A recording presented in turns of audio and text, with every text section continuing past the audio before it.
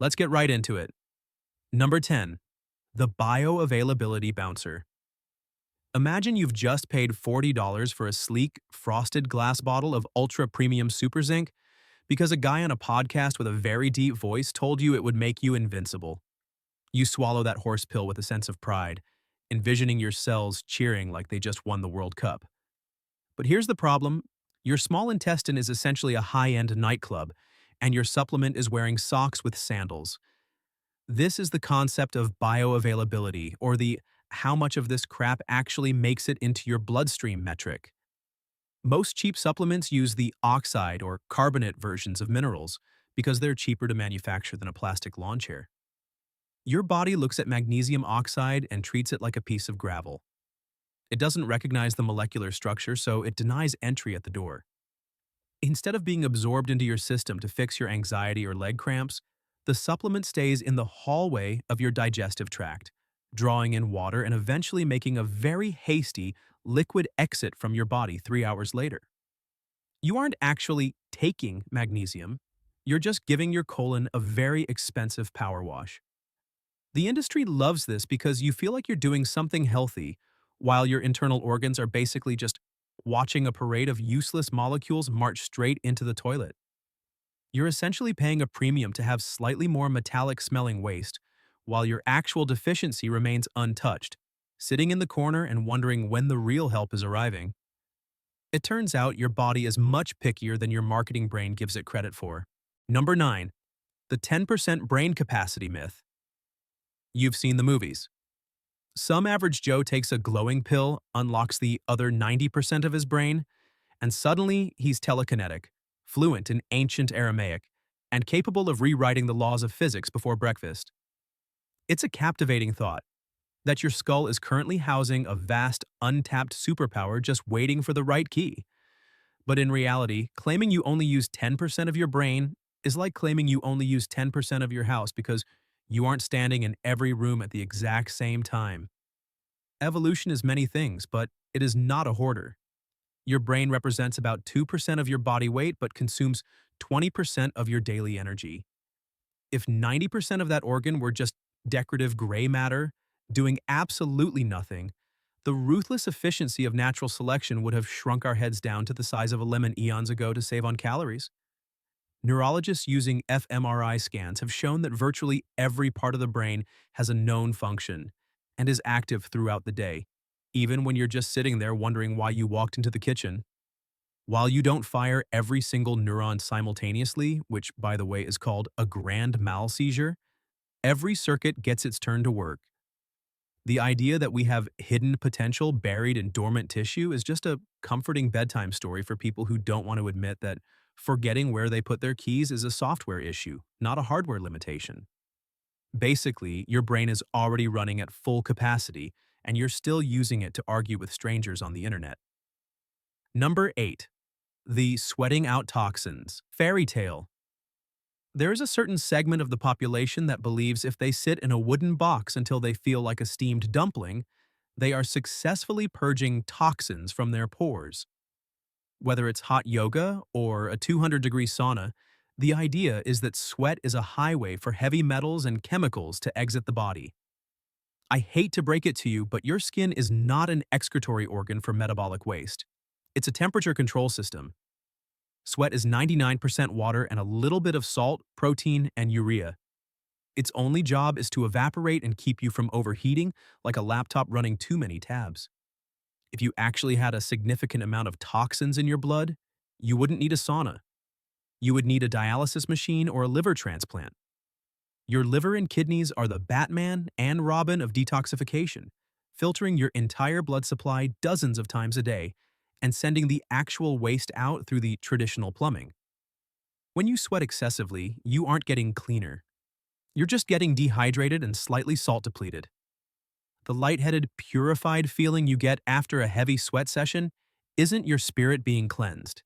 It's your brain complaining because its fluid levels are dropping.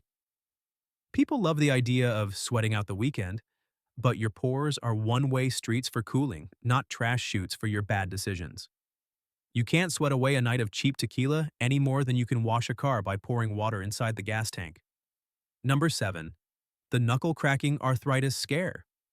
For generations, mothers have been terrifying their children with the prophecy that cracking your knuckles will lead to gnarled, arthritic hands that resemble ginger roots. It sounds scientific. Surely slamming your joints together repeatedly must cause some structural damage, right? Wrong. The pop you hear isn't your bones grinding or your cartilage screaming for mercy. It's actually just the sound of gas bubbles, mostly nitrogen, collapsing within the synovial fluid that lubricates your joints. When you pull or bend your finger, you create a drop in pressure that causes these bubbles to form and then pop instantly, a process known as cavitation. It's basically just internal bubble wrap. One dedicated researcher, Donald Unger, actually spent 60 years cracking the knuckles on his left hand and never cracking the ones on his right, just to see what would happen. The result? Absolutely nothing. His hands were perfectly identical, and he won an Ig Nobel Prize for his service to the people who like annoying noises community. While the sound might drive your coworkers to the brink of insanity, it's not doing any physiological harm to your skeletal system. If you want to stop, do it for the sake of social harmony, not because you're worried your fingers are going to fall off.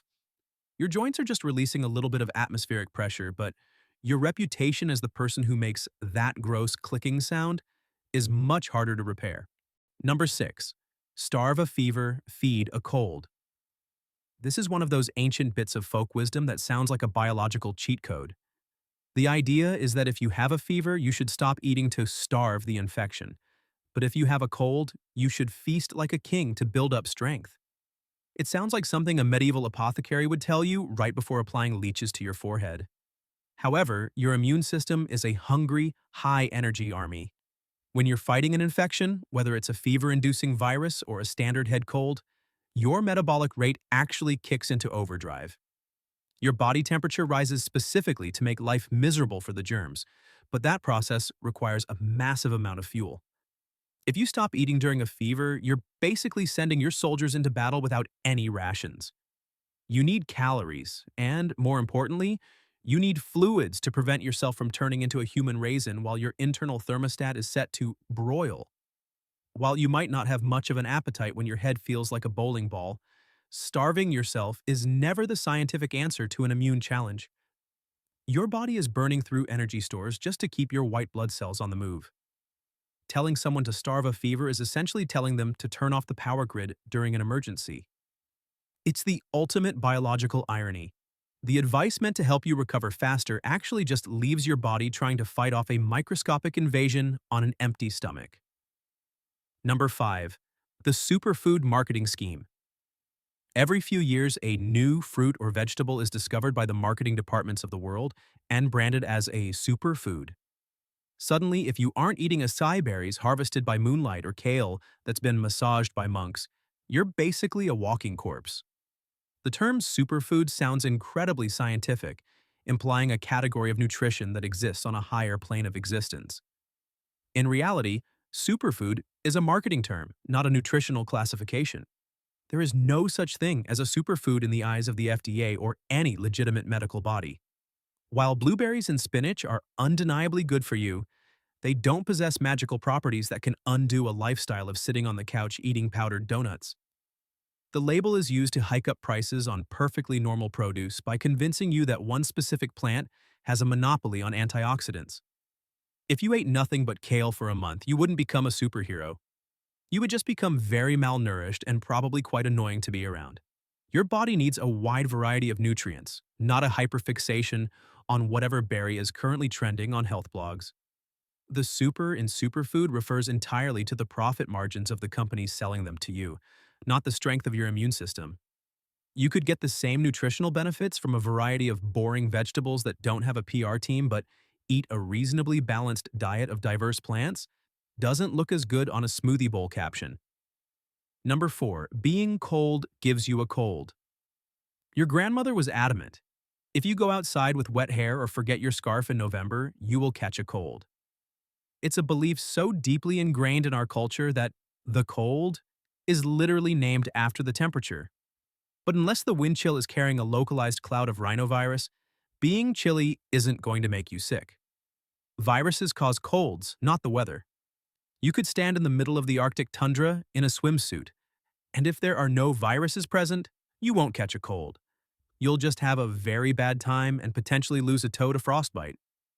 We get sicker in the winter because we're all huddled together indoors in poorly ventilated spaces, breathing the same recycled air and touching the same germ-covered doorknobs. Also, the dry winter air can dry out the mucous membranes in your nose, making it easier for viruses that are already there to set up shop. The cold weather is just the background setting for the crime. It's not the perpetrator. Your hair being wet has zero impact on how your immune system recognizes a viral invader. We've spent centuries blaming the thermometer for the failures of our own hygiene and the efficiency of viral transmission. So, while you should probably wear a coat because shivering is uncomfortable, stop treating the winter breeze like it's a biological weapon. It's the person sneezing in the elevator that you should be worried about, not the puddle you stepped in. Number 3, the 8 glasses of water mandate. Picture this, it's 3 p.m. You're at your desk, not particularly thirsty, but a sudden crippling anxiety washes over you. You realize you haven't met your daily quota of bland, colorless liquid. You rush to the kitchen filling a gigantic Nalgene bottle that weighs as much as a toddler, determined to force feed your cells until you can hear the ocean when you walk. We have become a society obsessed with hydration, carrying around gallon jugs like security blankets because somewhere along the line, someone told us we need 8 8-ounce glasses of water a day, minimum, or our kidneys will shrivel up like salted slugs. This 8x8 rule is perhaps one of the most persistent pieces of medical folklore in existence. Its origins are murky, likely stemming from a misinterpretation of a 1945 U.S. Food and Nutrition Board recommendation, which stated people need about 2.5 liters of water daily. But here's the kicker that everyone conveniently ignored. The recommendation immediately followed up by saying most of this quantity is contained in prepared foods. Yeah, guess what? That cucumber you ate? It's basically crunchy water. That coffee you think is dehydrating you? It's mostly water, and unless you're snorting pure caffeine powder, it's hydrating you just fine. Your body is equipped with an incredibly sophisticated, relentless hydration sensing system honed over millions of years of evolution. It's called thirst. Unless you are elderly, an elite athlete running a marathon in the Sahara, or have a specific medical condition, drinking when you're thirsty is entirely sufficient.